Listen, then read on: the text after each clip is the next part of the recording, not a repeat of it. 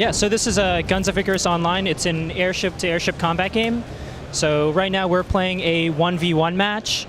We've got Joe as a captain here, and this gentleman here as a captain as well. And we should be able to get going very soon. So in Guns of Icarus Online, we have 3 classes. You have the captain, the engineer, and the gunner.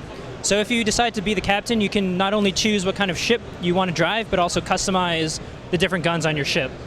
The gunner, of course, is dealing DPS. The engineer is a healer. So that's very similar to the structure in World of Warcraft with the tank, healer, DPS, the captain being the tank.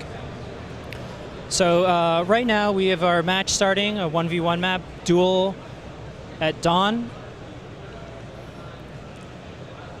So of course the captain is responsible for steering the ship and engaging and when to disengage with enemies. Yeah, so I believe you're a gunner right now. So if you walk up to one of the guns and press E, yep, you can. That's how you get onto a gun. And you need to use the mouse.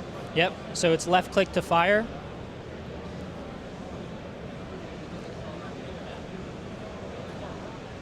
Yeah, so right now you're on a flare gun right now. So this map has a lot of cloud cover.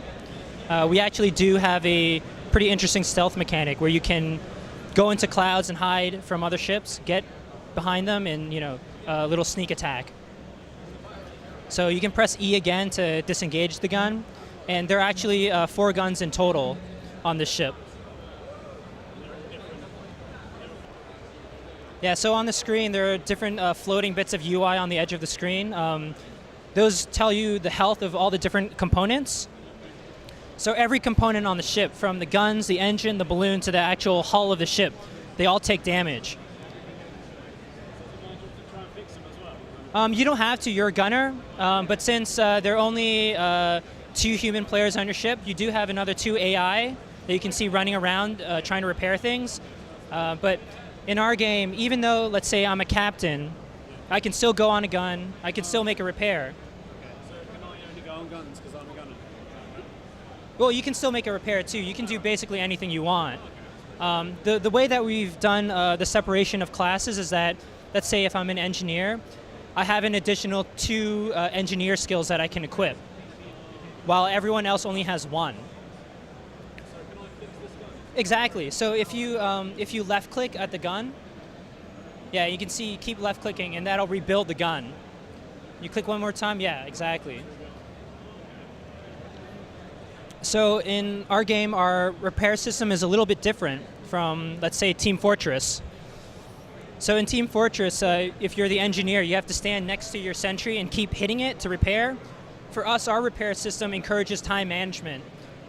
As an engineer, or if you just have a repair tool in general, you can go up to something, hit it once, and the HP will instantly be added, but there'll be a cooldown. So that encourages the engineer to be able to run around from component to component on the ship. But if something goes completely offline, then that's where you're forced to stand in one place and keep hitting it until the component is brought back online. Yeah, so this map, Duel at Dawn, is designed as a 1v1 hide-and-seek map. So as you can see here, there's a lot of cloud cover, and we do in fact have a very interesting stealth system. So a ship can go inside and hide in the clouds and prepare for a sneak attack of some sort. We do have some weapons that actually reveal people in cloud cover. For example, if you shoot off a flare gun, if someone is illuminated by a flare, you'll see their silhouette within the clouds. So having a flare gun on this map is actually particularly advantageous.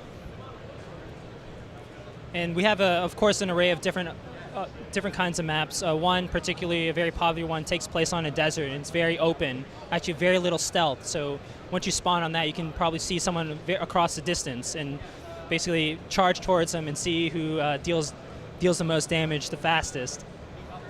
But for this map, very stealthy, very strategic how you approach your enemy. There are a lot of opportunities for you to get behind someone and really take someone by surprise. We also have different types of maps. So right now this is just a regular deathmatch 1v1. We do have capture points, sort of like King of the Hill and multiple capture points, very similar to the options available in Team Fortress. So if you're used to playing Team Fortress, you should have no problem being accustomed to the maps that we offer in Guns of Icarus.